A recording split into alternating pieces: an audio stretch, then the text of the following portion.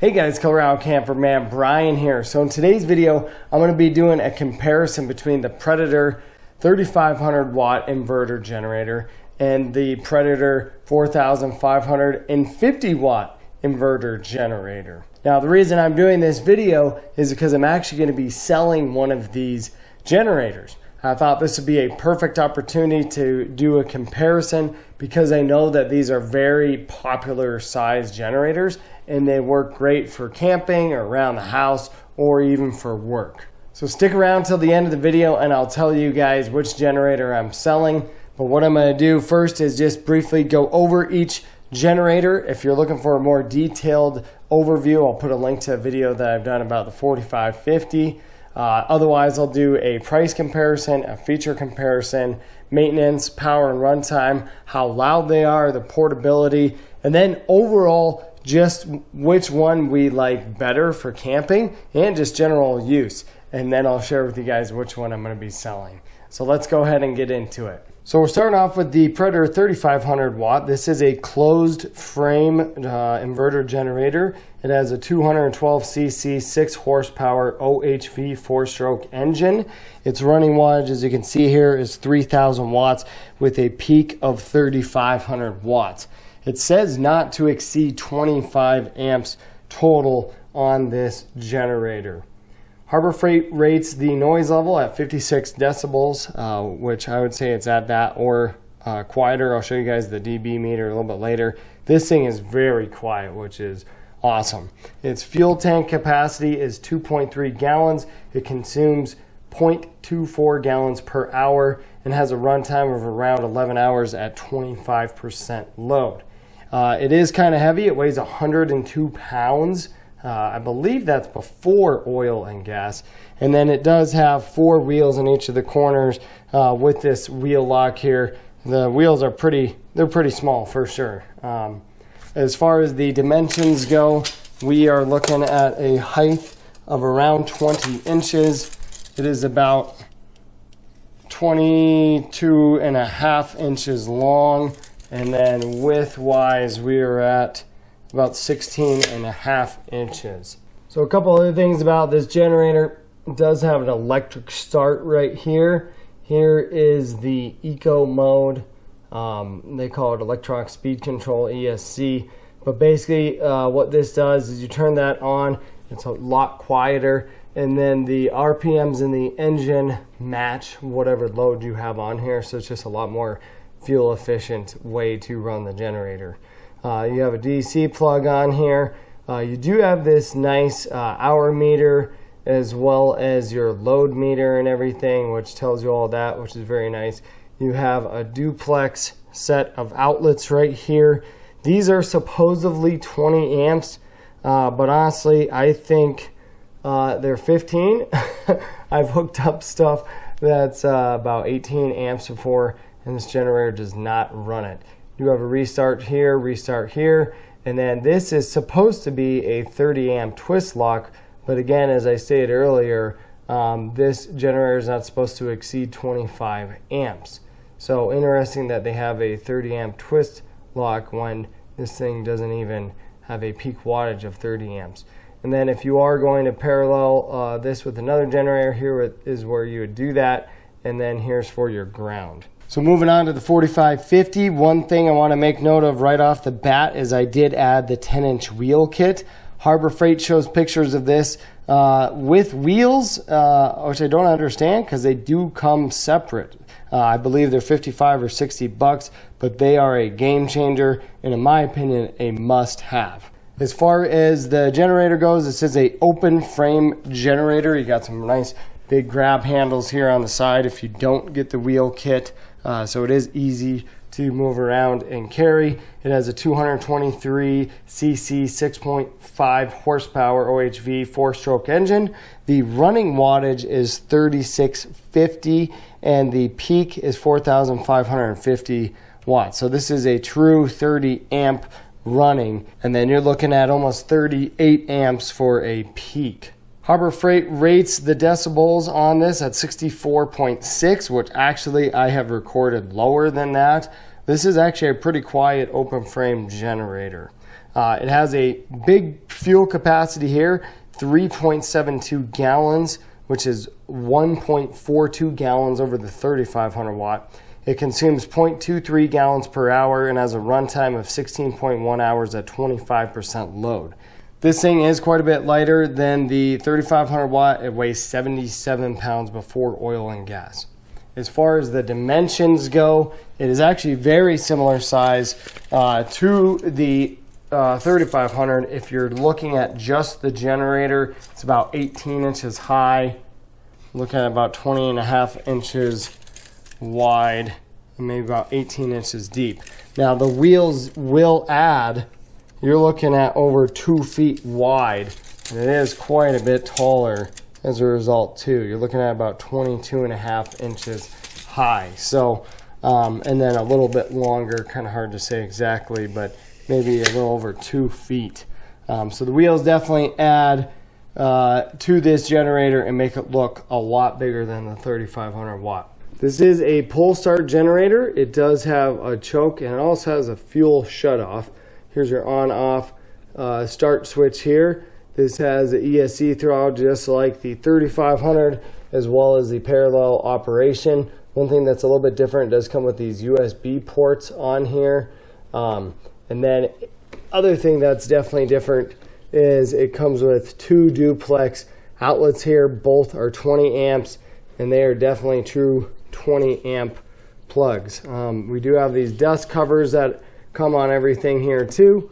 And then we have the 30 amp twist lock outlet here, which again, since this thing is a true 30 amp running wattage, you can fully use that. So the first thing let's talk about is the price. So the 3500 watt right now, it is $899.99. The 4550 is $629.99. So you're paying an extra $270 for the 3500 watts. So if you're going solely based on the price, the 4550 is the clear winner there. Now, with that $270, what more do you get with the 3500 watt? Well, the thing that you're going to get, there's basically 3 main features. The first one is electric start. So if you don't like doing pull starts, electric start, that's definitely the way to go. I'll tell you though, the pull start in the 4550 is very easy. So, but the second thing is the noise level. The 3500 watt is so incredibly quiet. If you're going to do a lot of camping at campgrounds, or you're going to have this in an area where there's going to be a lot of people, you know, maybe you're running a food truck, something like that, and you don't want something super noisy, the 3500 watt is significantly quieter. The third thing that the 3500 has that the 4550 doesn't is an hour meter. However, you can pick one up on Amazon for about $8. I'll put a link in the description where I bought this. And obviously the 4550 doesn't have a load meter either, but there again, you can actually buy a load meter for about $20 on Amazon if you're concerned or worried about how much draw each thing has. By the way, if you're enjoying this video, please give it a thumbs up. Now, as far as features go though, even though the 4550 doesn't have those things I just talked about, it does have an extra set of outlets, and they're also GFCI protected too, which the 3500 watt does not have. And it does have those dust covers. Now, as far as maintenance goes, there's pros and cons of both generators. The 4550 is easier to work on because it is an open frame design. However, changing oil in it is a pain in the butt. And Harbor Freight really screwed the pooch on this one, in my opinion, because when you go to change oil on this thing, it freaking goes everywhere. The 3500 watt is not much better in that regard. To change the oil, there's a little plug on the bottom of the generator, so you do have to raise it up. Usually I'd get 2 cinder blocks and sit it up on that and put like a oil pan or something underneath to catch the oil. And that's a little bit easier, but it's still a pain in the butt to lift that heavy generator up if you're doing it by yourself on cinder blocks and raise it up and get it dumped out. And then since it's a closed box there too, you know, again, doing the air filter and things of that nature just takes a little bit extra time. Well, let's talk about the power and the run time. Without a doubt, the 4550 is a clear winner when you compare these two. The 3500 watt will run our 13,500 BTU AC in our camper, but that's about it. The 4550, we could run our AC, we could put our microwave on, and we could really max out that 30 amps, no problem. We've also had issues with the 3500 running our camper's AC when it's super hot out, like when it's like 90 degrees out. With being that closed box there's just not a whole lot of airflow that gets in there. And so we've had that thing overheat and shut down after only a couple hours worth of use. Ultimately, when you really need it the most, you know, when it's hot out. And our son, when he was a baby, he used to take naps, and we'd put him in the camper. We'd need to run our AC when it was 90 out, because it's just unbearable inside the camper otherwise. And that generator would quit on us after a couple hours. So the 4550, we run all day, 8, 9, 10 hours before, no issues at all. You got nice airflow through there. So it runs things all day. It's a lot more powerful, and ultimately it has a lot longer runtime too, because it has that bigger gas tank. 4550 will also run things like my air compressor. So my air compressor is only 12 amps. However, it has a lot higher starting amperage. Starting amperage is probably 25 to 30 amps, something like that. The 3500 watt generator will not even attempt to start it. The 4550 will start it no problem. The 4550 also runs my 20 amp welder no problem. The 3500 does not. As far as the noise level goes, let's take these things outside and I'll show you guys the noise level with the dB meter at 25 feet. Alright, so we have the 4550 with the exhaust pointing towards us, so this is probably going to be the loudest that it would be. 25 feet.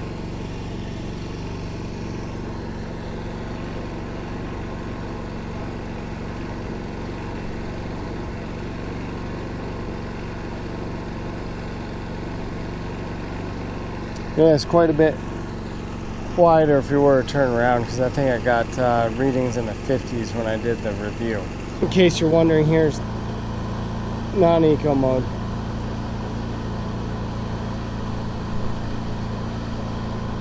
Alright, so here it is, 25 feet, eco mode.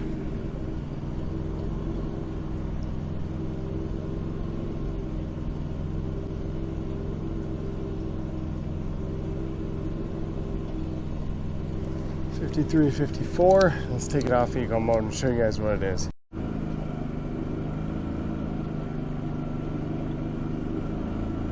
So as you guys can see, the 3500 watt is clearly quieter than the 4550. So if noise is a big consideration of yours, 3500 watt is the way to go.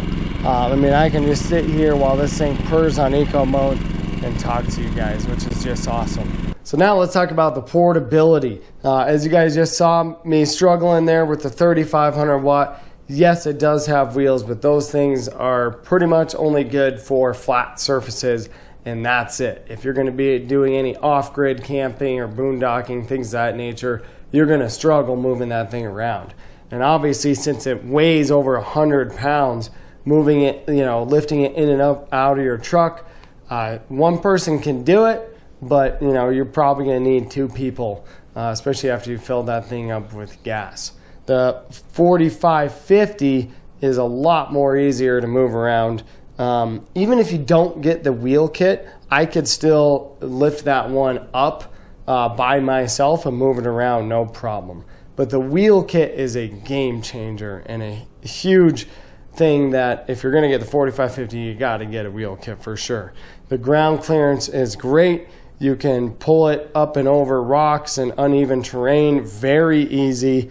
And again, since it's lighter, lifting it in and out of your truck by just one person, it's a lot easier. So overall, which one do we like better and which one are we selling? Well, we are selling the 3500 watt, which means obviously we overall like the 4550 a lot more. For us, it was an easy decision because 4550 is so much more powerful.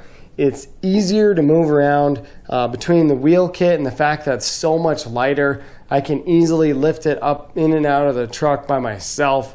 It's got more run time. It's got a bigger gas tank. It also runs without overloading or getting too hot because it has the open frame generator cell. We just have had zero problems with it so far. We really like the 4550. I am going to be adding this hour meter. Like I said, I'll put a link in the description where you can check this out. So this will just help me stay on top of the maintenance and things of that nature. But really, in my opinion, the only reason you should get the 3500 watt would be for the noise or the electric start. Those weren't big deals for us because we primarily camp on our 35 acre property, and the pull start works so easy. It's easy to start, and we don't miss the electric start at all. And ultimately, we're not really worried about the noise because we do have solar, and so when we camp at campgrounds, we rarely use our generator.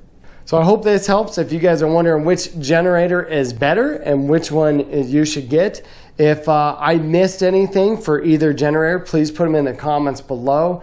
But if you're new to the channel, check out some of my other videos. Consider subscribing, and I look forward to seeing you in the next one.